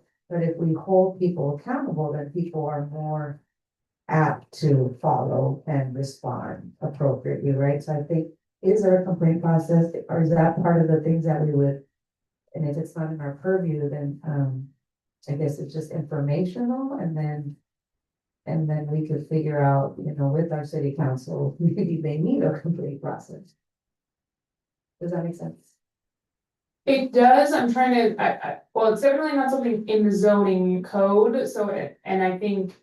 From what is the process by which to complain about your planning application, that is the appeal process, right? So I think complaints.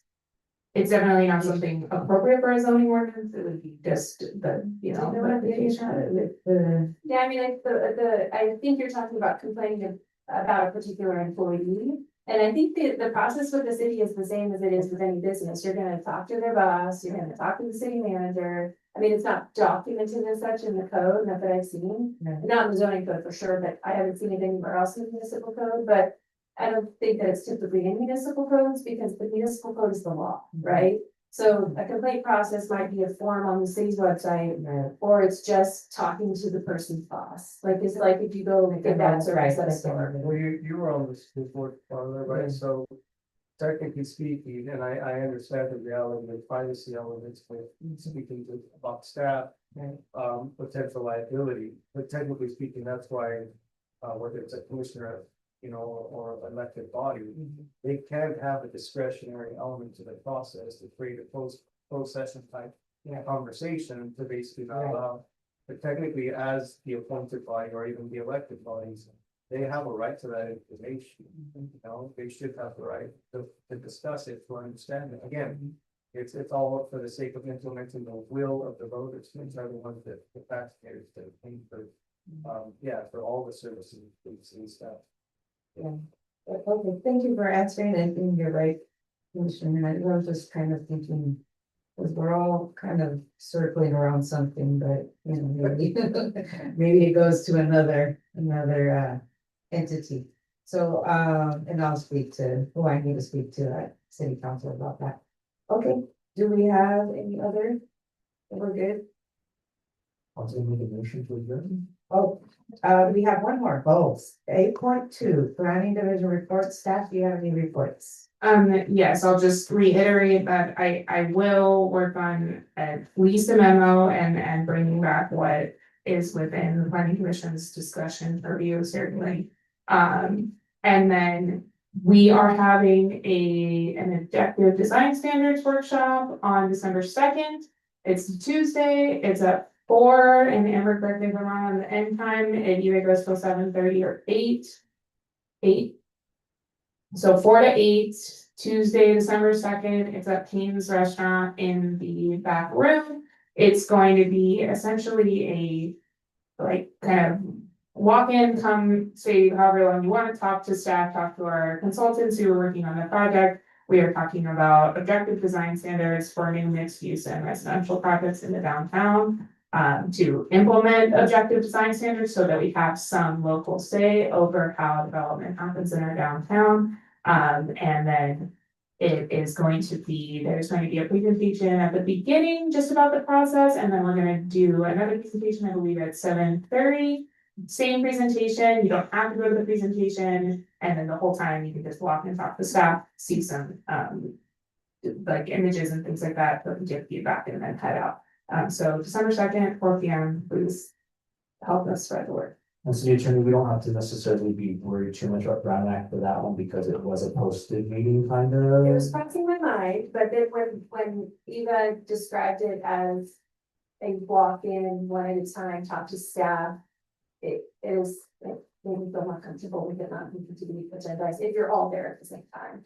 Because it's not really not a meeting where there will be one big discussion, does that make sense? Yeah, that's, I'm presenting it for the public and then for the commission to help spread the word. Objective design standards will return to you as a body when it's drafted as well, but yeah, help us spread the word to the public and to your constituents and those types of things to ask people. And technically, there is no violation, even if the whole body is there, as long as they're not discussing actual business.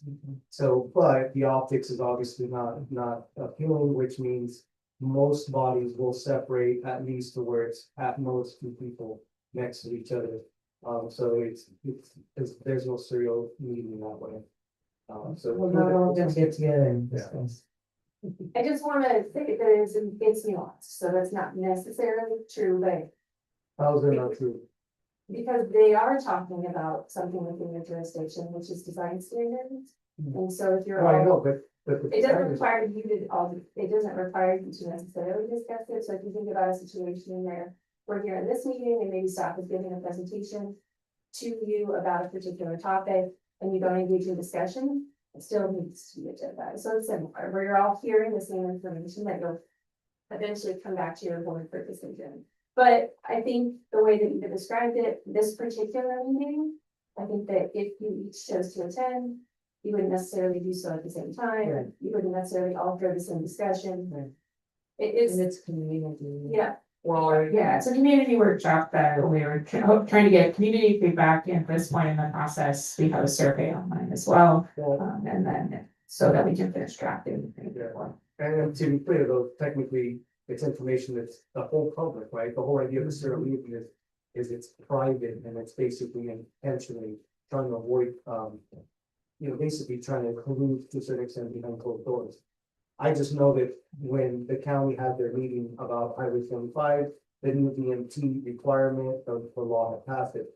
Now change the whole thing with the cost mechanism of the vehicle not travel. All the supervisors were there and it was specifically about policy, but they don't together, right? So, so I guess there's disagree with interpretation of the. But we can attempt. Yeah. Okay. Versus defined, that is not in, right, yeah, we discussed before. I mean, you obviously. What would we talking about, their topic? Yeah, and it depends on who's holding the meeting. In this case, it was the city holding the meeting and your planning commission, so this We is. just stay over. Just say hello, and that's okay. We don't not have to make a motion to adjourn, everyone. I have a little note here that says, so we're good. So meeting adjourned at 7:54. Thank you. Thank you, everybody.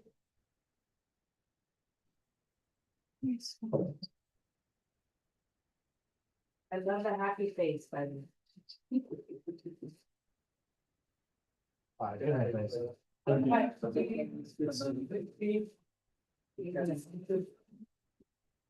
Can't say that stopped.